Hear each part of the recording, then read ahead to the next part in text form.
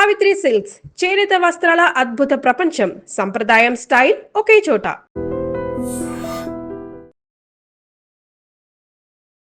Hi, hello, నమస్తే. Welcome to I dream. నేను Rachel. America Iran యుద్ధ పరిస్థితులు మనందరికీ తెలిసిందే. అయితే హార్మోజ్ జలసంధి దిగ్బంధం ఇలాగే కొనసాగితే అంతర్జాతీయ సరఫరా వ్యవస్థ ఏ విధంగా మారుతుందో, తద్వారా ఆర్థిక వ్యవస్థ ఎలా కుదేలవుతుందో అని తెలియపరచడానికి, అలాగే పెట్రోల్, డీజిల్, గ్యాస్, గోల్డ్, ఉద్యోగాలు అన్ని రంగాలపై ఎఫెక్ట్ చూపిస్తున్నటువంటి ఈ తరుణంలో కామన్ పీపుల్ ఏం చేయాలి అని తెలియపరచడానికి మనతో పాటు ఉన్నారు Harvard business school and Stanford graduate business school PhD IIT ఢిల్లీలో విద్యను అభ్యసించినటువంటి ప్రొఫెసర్ డాక్టర్ జీవీఆర్ శాస్త్రి గారు మనతో పాటు ఉన్నారు. మరి ఏం చేయాలి ఈ పరిస్థితుల నుంచి బయటపడాలంటే అనే విషయాన్ని ఆయన్ని అడిగి తెలుసుకుందాం. నమస్తే అండి. శాస్త్రి గారు, చాలా విషయాలపైన మీకు సుదీర్ఘ అనుభవం ఉంది. ఆర్థిక రంగం ఏ విధంగా ముందుకెళ్తుంది ఏంటి అని చెప్పగల ఎక్స్పర్ట్ మీరు. మీ చాలా డిబేట్స్ లలో కూడా నేను విన్నాను.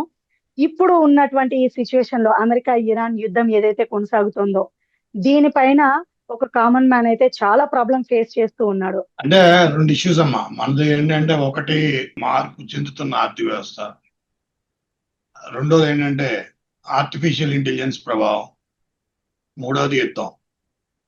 ఈ మూడిటి ప్రభావం వల్ల మన ఆర్థిక వ్యవస్థ తీరుతెన్నులో మార్పు వస్తుంది.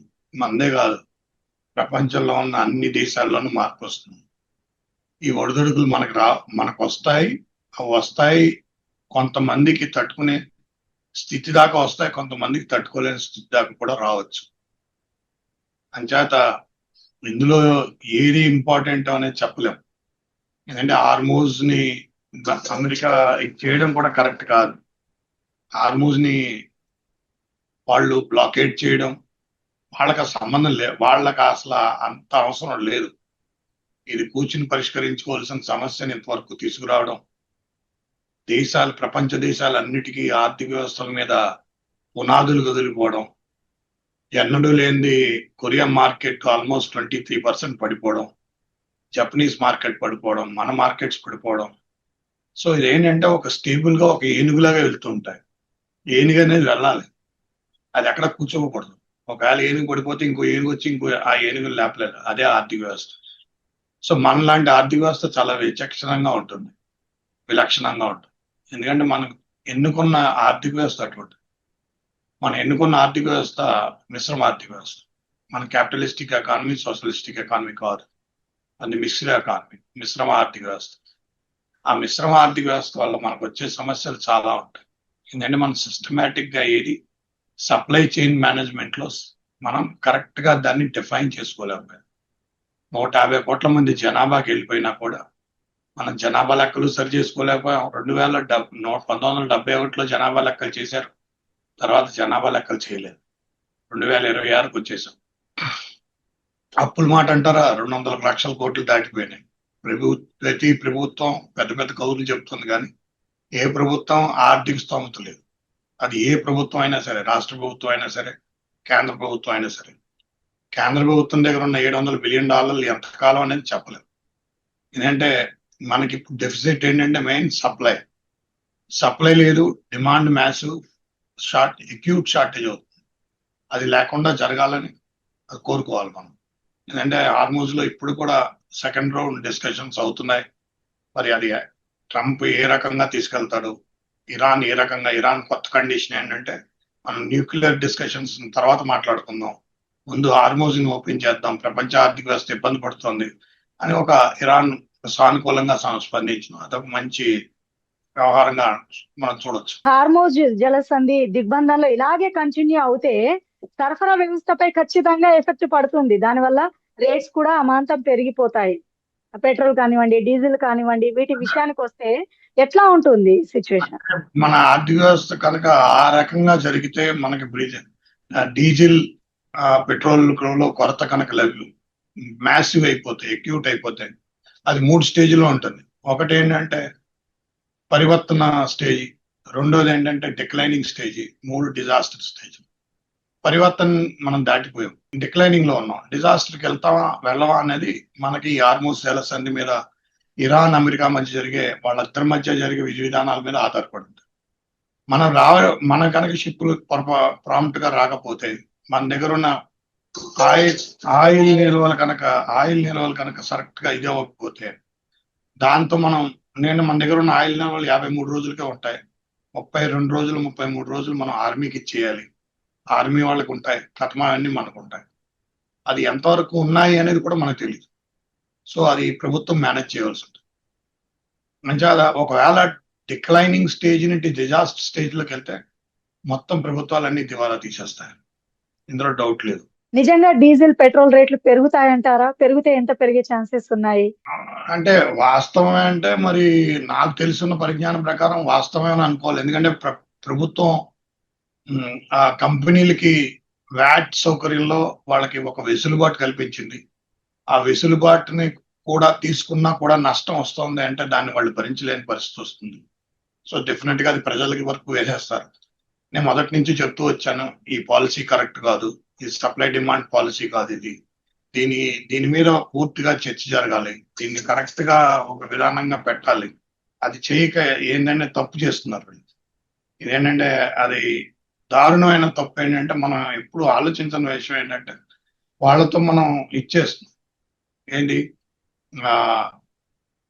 ఎప్పుడైతే రాష్ట్ర ప్రభుత్వాలు వ్యాట్ దాని మీద కామన్ మ్యాన్ మీద విధించడం, 45 రూపాయలు ఉండే పెట్రోల్ 40 దానికి ఈక్వలెంట్ మనీ ఇద్దరు కలిసి వేయడం అది కరెక్ట్ కాదు. అంటే ఆర్థిక వ్యవస్థను నడపడంలో ఇబ్బందులు ఉన్నాయి, ఫండ్స్ క్రియేషన్ లో డబ్బు ఉన్నాయి, ఆదాయ రాబడులు క్రియేషన్ లో డబ్బులు తేడా ఉంది, ఇవన్నీ ఉన్నాయి. సో ఇవన్నిటికీ ఏంటంటే ఏదో ఒక చోట మూలం ఇబ్బంది అయితే వస్తుంది. ప్రజలకి అంటారా, ప్రజలకి ఇది ఎలా ఎఫెక్ట్ అవుతుందంటే అమ్మా, కామన్ మ్యాన్ పర్చేజింగ్ పవర్కి వెళ్ళిపోతుంది. అంటే కొనుగోలు శక్తి మీదకి వెళ్ళిపోతుంది. ఎప్పుడైతే పెట్రోలియం డీజిల్ ప్రైసెస్ కనుక ఒకవేళ పెరిగితే, ఆ పెట్రోలియం డీజిల్ ప్రైసెస్ కనుక సప్లై చైన్ మేనేజ్మెంట్ సొల్యూషన్ మన ఆన్సర్ సొల్యూషన్ కాదు. సో సిస్టమేటిక్ సొల్యూషన్ కాని మూలన ఆన్సర్ మూలన ఇంపాక్ట్ చాలా ఫాస్ట్ గా ఉంటుంది. అంటే ఏంటి, త్వరితగతిన రేట్లు అన్ని పెరిగిపోతాయి. ట్రాన్స్పోర్టేషన్ కాస్ట్ పెరిగిపోవడంతో అన్ని రేట్లు పెరిగిపోతే మెల్లిగా అది ఒక రకమైన ఇన్ఫ్లేషన్ కి దారితీస్తుంది. ఎందుకంటే మనకి ఇన్ఫ్లేషన్ కి చాలా ఇబ్బంది ఉంది. ఎందుకంటే మన దగ్గర $700 బిలియన్ ఉన్నాయి. దానికి తగ్గట్టుగా కరెన్సీ ముద్రించాలి. ఇంకోటి ఏంటంటే మనం వింటున్న మాట ఈ డిజిటల్ కరెన్సీ. నేను ప్రభుత్వాలకు ముందు నుంచి చెప్తూ వచ్చాను, డిజిటల్ కరెన్సీ అనేది 40% దగ్గరే క్యాప్ పడిపోవాలి. 40% దాకా ఒక కంట్రీ డిజిటల్ కరెన్సీలోకి వెళ్ళొచ్చు. మన ఇండియా మనం 40% ఎదరికి వెళ్ళడానికి వీలు కూడదు. ఎందుకంటే మనం ఇంటర్నెట్ అనేది ఇది ప్రొవైడ్ చేసే సంస్థలు మనకి కావు, ఇవి బయట నుంచి అవుట్ సోర్స్. ఏ రాత్రైనా కరెంట్ పోయినట్టు పోయవచ్చు, అది ఏవైనా అవ్వచ్చు. దాంట్లో వాళ్ళు తెలిసి చేయొచ్చు, తెలియకుండా చేయొచ్చు, లేదంటే ఉపద్రవాల వల్ల అవ్వచ్చు, ఏ రకంగానే అవ్వచ్చు. ఒకవేళ అది పడిపోతే మాత్రం ప్రజలందరి దగ్గర కరెన్సీ ఉండి తీరాలి. యూరోపియన్ యూనియన్స్ అవన్నీ కరెన్సీ ఎందుకు ట్రాన్సిట్ చేస్తాయి? Because of this. సో కరెన్సీతోనే ఇది చేయాలి. అది 60% కరెన్సీ ఉండాలి, 40% డిజిటల్ ఎకానమీ ఉండాలి. ఒకవేళ అలా లేకపోతే కనుక నేను ప్రభుత్వాన్ని కోరింది ఏంటంటే, మీరు మాక్ డ్రిల్ చేయండి. ఒకవేళ డిజిటల్ కరెన్సీ పడిపోతే, ఇంటర్నెట్ వ్యవస్థ పూర్తిగా ధ్వంసం అయిపోతే మన భారతదేశాన్ని ఏ రకంగా ఆర్థిక వ్యవస్థ పరంగా మీరు రక్షిస్తారు? అంత కెపాసిటీ రిజర్వ్ బ్యాంక్ ఉందా? అన్ని బ్యాంకులు ఈ విషయాన్ని ఎదుర్కోగలవా అనేది కూడా చూసుకోవాలి. సో అలాంటి విషయాలను కూడా అడ్రస్ చేయవలసి ఉంటుంది. నేను కూడా 29వ తారీఖు తర్వాత కేంద్ర ప్రభుత్వం వీటి మీద దృష్టి పెడుతుందని నేను అనుకుంటున్నాను. కానీ మీరు చెప్పింది వింటుంటే నిజంగా ఎవరి దగ్గర డబ్బులు లేదండి. డిమానిటైజేషన్ తర్వాత క్యాష్ లెస్ జీవితానికి అలవాటు పడిపోయాము. PhonePe, GPay, Google Pay, ఇలా రకరకాల డిజిటల్ బ్యాంకింగ్ మీద ఆధారపడుతూ ఎవరి దగ్గర రూపాయి లేని పరిస్థితి చేతుల్లో. కామన్ మ్యాన్ ఒక చిన్న వస్తువు కొనాలన్నా ఫోన్ పే అంటున్నారు. సో ఇలాంటి టైంలో ఎంత అప్రమత్తంగా ఉండాలి అనేది ఒక పెద్ద క్వశ్చన్. అంటే ఇప్పుడు మనం చెప్పలేమమ్మా, ఇంటర్నెట్ ఇప్పుడు కరెంట్ ఎప్పుడు పోతుంది, కరెంట్ ఎందుకు పోవాలంటే ఇంటర్నెట్ ని దేని వల్లైనా పోవచ్చు. కేబుల్ స్వయంగా దానంతరం ఇబ్బంది పడి కూడా తెగిపోవచ్చు, కేబుల్లో ఇబ్బందులు ఉండొచ్చు. లేకపోతే ఇక్కడ మనం మోతీస్ వాళ్ళు బెదిరించారు, మేము దాన్ని ఇచ్చేస్తామని 2025లో ట్రై చేశారు. 65% రెడ్ కేబుల్ ని రెడ్ సీ నుంచి వెళ్తుంది, 35% మనకి సింగపూర్, చైనా నుంచి వెళ్తుంది. ఏదైనా కూడా మనం తట్టుకోలేని పరిస్థితి అయినా వస్తుంది. సో అన్లెస్ అంటే మనం స్వయం సమృద్ధి సాధించే వరకు, శాటిలైట్ల మీద మన ఇంటర్నెట్ నడిపే వరకు, ఇది డిజిటల్ కరెన్సీ ఒకవేళ నడిపినా కూడా, శాటిలైట్ల మీద నడిపినా కూడా దాని యొక్క కరెన్సీ యొక్క నిష్పత్తి 40:60, డిజిటల్ కరెన్సీ 40 ఉండాలి, మాన్యువల్ కరెన్సీ 60 ఉండి తీరాలి. ఇదే కరెక్ట్. దీన్ని డిజాస్టర్ మేనేజ్మెంట్ లో ఒక భాగం అంటారు. ఎందుకంటే మనం ఏది వచ్చినా, ఎంత ఉపద్రవం వచ్చినా ఈ రేషియో మన కాపాడు. సో కామన్ పీపుల్ ఇప్పటి నుంచే కొంత డబ్బు దాచి పెట్టుకోవడం మంచిదంటారు. అలాగే శాస్త్రి గారు, ఇప్పుడు నిత్యావసర సరుకులు కానివ్వండి, అంటే ఇప్పుడు వస్తువుల రేట్లు పెరగడం ఒక ఎత్తు అయితే, గ్యాస్ కొరత కూడా కృత్రిమంగా చూస్తూనే ఉన్నాము. అంతేకాదు గోల్డ్ రేట్లు కూడా పెరుగుదల చూస్తున్నాము. సో ఏమవుతది ఏంటి ఒక్కసారి ఆలోచిస్తే భయమేస్తోందండి. ఉద్యోగాలు కూడా చాలా మంది లక్షల ఉద్యోగాలు కోల్పోవడం చూస్తున్నాము. ముందు ముందు మన ఆర్థిక వ్యవస్థ ఎటువైపు దారితీసే అవకాశం కనిపిస్తోంది. యాజ్ ఏ ఎక్స్పర్ట్ గా మీరు చెప్పండి. కొన్ని డైనమిక్స్ ని మనం హ్యాండిల్ చేసే విధానం ఉంటుంది, ప్రపంచం హ్యాండిల్ చేసే విధానం ఉంటుంది. ప్రపంచ ఆర్థిక వ్యవస్థ, భారత ఆర్థిక వ్యవస్థ. ప్రపంచ ఆర్థిక వ్యవస్థ, భారత ఆర్థిక వ్యవస్థలో, ప్రపంచ ఆర్థిక వ్యవస్థలో వచ్చే మార్పులు ఎటువంటి మార్పులు, ఆ మార్పులకు తగ్గట్టుగా మన భారతదేశ ఆర్థిక వ్యవస్థని మార్పులకు మనం ప్రిపేర్ చేయగలిగే స్థితి లేనప్పుడు, అలాంటి లీడర్షిప్ లేనప్పుడు ఇలాంటి సమస్యలన్నీ వస్తాయి. సో నేను కూడా మోడీ గవర్నమెంట్ విల్ డెఫినెట్లీ అది అడ్రస్ చేస్తుందని అనుకుంటున్నాను. కానీ ప్రపంచ ఆర్థిక వ్యవస్థలో వచ్చే మార్పులు చాలా డైనమిక్ గా, చాలా ఫాస్ట్ గా జరిగి అందడానికి కూడా చిక్కుపడలేదు. ఎందుకంటే ఫుడ్ క్రైసిస్ ప్రాబ్లం అయింది. ఫుడ్ క్రైసిస్ చాలా ఇబ్బంది అయింది మనకి. తర్వాత ఎందుకంటే ఈ ఫుడ్ క్రైసిస్ మీకు యుక్రెయిన్ నుంచి చాలా ఇబ్బంది. మీరు చూసారంటే మొత్తం ఎంటైర్ యూరోపియన్ యూనియన్, యూకే వాళ్ళిద్దరూ కలిసి ఎక్కడ ఈ హార్మూజ్, ఈ మిడిల్ ఈస్ట్ దాంట్లో వాళ్ళు ఇన్వాల్వ్ అవ్వట్లేదు. ఎందుకంటే వాళ్ళు పూర్తిగా చేతులు కాల్చేసుకుంటారు. ఇప్పుడు అమెరికా కూడా భయపడేది ఏంటంటే, అమెరికా దగ్గర మొత్తం మిసైల్స్ అయిపోయినాయి, ఈవెన్ ఇజ్రాయెల్ దగ్గర కూడా మిసైల్స్ అయిపోయినాయి. సో పూర్తిగా గ్లోబల్ సినారియోలో, global economic and political scenario మార్పులు చెందుతుంది. ఆ గ్లోబల్ ఎకనామికల్ అండ్ పొలిటికల్ సినారియోల మార్పులకి ఏ విధమైన మార్పులు మన మిశ్రమ ఆర్థిక వ్యవస్థ తీర్చుకోగలదు అనేది నా అంచనా ప్రకారం మనది గరిష్టీకరణ లేదంటే ఉత్తమీకరణ అనే రెండు ఉంటాయి. మన ఎకనామికల్ రిఫార్మ్స్ అన్ని గరిష్టీకరణ మీద ఆధారపడ్డాయి, కానీ అది తప్పది. మన ఎకనామికల్ రిఫార్మ్స్ అన్ని రాంగ్. ఎందుకంటే మనం గరిష్టీకరణ చేయకూడదు, ఉత్తమీకరణ చేయాలి. మనం గరిష్టీకరణ చేసాం. దాని బెస్ట్ ఎగ్జాంపుల్ అగ్రికల్చరల్ ఫార్మర్స్. వాళ్ళ కోసం మనం 1947లో ఒక నిర్ణయం తీసుకున్నాం, జవహర్లాల్ నెహ్రూ టైంలో. ఏమన్నా అంటే నష్టం వస్తే దేశానికి, లాభం వస్తే వ్యవసాయదారులకి. కానీ అది జరగలేదు. 34 లక్షల మంది, 30 లక్షల మంది రైతులు ఆత్మహత్యలు చేసుకున్నారు. అంటే ఏంటి? గరిష్టీకరణ అనేది ఒక ప్రైవేటైజేషన్ పార్ట్ లో ప్రైవేట్ వ్యక్తులు లాభం పొందుతున్నారు తప్పితే ఇంకెవరు లాభం పొందట్లా. ఏంటంటే కొంతమంది వ్యక్తుల మధ్య ఎకనామిక్ పవర్ కాన్సన్ట్రేట్ అవడం కూడా చాలా డేంజర్. మిక్స్డ్ ఎకానమీలో ఆబ్జెక్టివ్ లో అలాంటిది ఎక్కడ ప్రావిజన్ లేదు. ఆ ప్రావిజన్ లేకపోయినా కూడా అలాంటి జరిగింది అంటే మనం ఆర్థిక వ్యవస్థ పరంగా మనం కరెక్ట్ గా లేము. ఈ మధ్య నేను ఒక క్లిప్పింగ్ చదివాను. ఏంటంటే రిజర్వ్ బ్యాంక్ గవర్నర్ ని మీ హైదరాబాద్ పోలీస్ కమిషనర్ వెళ్ళి కలిసి, మీ బ్యాంకింగ్ యాక్ట్ లోనే లోపాలు ఉన్నాయి, మీ బ్యాంకింగ్ యాక్ట్ లోనే నట్ బోల్ట్స్ లూజ్ గా ఉన్నాయి, అందువలని సైబర్ క్రైమ్స్ జరుగుతున్నాయి అని అన్నాడట ఆయన. అని నేను చదివాను. మరి అది కరెక్టో కాదో సబ్జెక్టు కరెక్ట్ వెరిఫికేషన్. సో అలా అన్నారు ఆయన. అంటే దాని అర్థం ఏంటి? మన యొక్క చట్టాలు, మన యొక్క విధి విధానాలు, అందులోనూ ఆర్థిక విధి విధానాల మీద పూర్తి అవగాహన లేకుండా చేయడం. డిజిటల్ ఎకానమీ 100% డిజిటల్ ఎకానమీ అనేది మనం చేయకూడదు. అసలు తప్పది. రాత్రి కరెంట్ పోయినట్టు ఇంటర్నెట్ 4 రోజులు పోతే అందరూ రోడ్ల మీదకి వచ్చేస్తారు. అలాంటి పరిస్థితి తెచ్చుకోకూడదు మనం. ఈవెన్ స్విట్జర్లాండ్ కూడా భయంగా ఉంది. స్విట్జర్లాండ్ కూడా డిజిటల్ ఎకానమీలోకి వెళ్ళదు కదా. ఈవెన్ అంత పెద్ద డెవలప్డ్ నేషన్ స్విట్జర్లాండ్ కానీ, నార్వే కానీ, స్వీడన్ కానీ వాళ్ళు వెళ్ళరు కదా. ఎందుకంటే వాళ్ళకి తెలిసింది. సో ఇదేంటంటే ఇప్పటికైనా ప్రభుత్వానికి నేను చాలా స్పష్టంగా ప్రధానమంత్రికి కూడా ప్రధానమంత్రి రాసింది అదే, డిజిటల్ ఎకానమీ మీద క్యాబింగ్ పెట్టండి. 40% క్యాబింగ్ ఉండాలి, 60% క్యాష్ ట్రాన్సాక్షన్స్ క్యాష్ మీదకి వెళ్ళాలి. బ్యాంకులు ఏర్పాటు చేసిందే క్యాష్ కోసం. క్యాష్ తోనే సమృద్ధి జరుగుతుంది, ఫాస్ట్ గా జరుగుతుంది. క్యాష్ లెస్ బ్యాంక్స్ అయిపోయాయి. క్యాష్ దాని కాదు. క్యాష్ కి ఏంటంటే మీరు దాన్ని మనం ఏం చేస్తున్నాం అంటే మన డైనమిక్స్, మన యొక్క కాలకోట విషయంతో ఉండే మన ఆలోచన విధం, మన యొక్క విధానాల్లో ఉండే అవినీతి విధానం, దాన్ని మనం కంట్రోల్ చేసుకోవడం మానేసి సిస్టమ్ కంట్రోల్ చేసేస్తుంది. సిస్టమ్ అంటే ఆర్థిక ఏ ఏ శాస్త్రం పడిపోయినా పైకి లేపచ్చు, కానీ అర్థశాస్త్రం పడిపోతే పైకి లేప. రాజనీతి శాస్త్రం అర్థశాస్త్రం వేరు. రాజనీతి శాస్త్రానికి పడిపోయినా పైకి లేపచ్చు, కానీ అర్థశాస్త్రం పడిపోతే ఆ దేవుడు కూడా లేప. శాస్త్రి గారు, అలాగే అమెరికా ఇరాన్ యుద్ధం ఒక ఎత్తు అయితే, ప్రపంచ ఆర్థిక వ్యవస్థ ముందు మన భారతదేశం ఇప్పుడున్న గడ్డు పరిస్థితుల్ని నిలదొక్కుని నిలబడగలదా? మన ఆర్థిక వ్యవస్థ అంత స్ట్రాంగ్ గా ఉందంటారా ప్రస్తుతం? అంటే ఇందులో రెండు కావాలి. ఒకటి ఏంటంటే లీడర్షిప్ ఉండాలి. లీడర్షిప్ చాలా స్ట్రాంగ్ గా ఉంది. ఆర్థిక వ్యవస్థ నిలబడగలదా అంటే దానికి కేంద్ర ప్రభుత్వానికి రాష్ట్ర ప్రభుత్వాలు సహకరించాలి. రాష్ట్ర ప్రభుత్వాలు సహకరించాలంటే రాష్ట్ర ప్రభుత్వాలు వ్యయ అంశాలు, అంటే 3 అంశాలు ఉంటాయి: ఆదాయ అంశాలు, రాబడి అంశాలు, వ్యయ అంశాలు.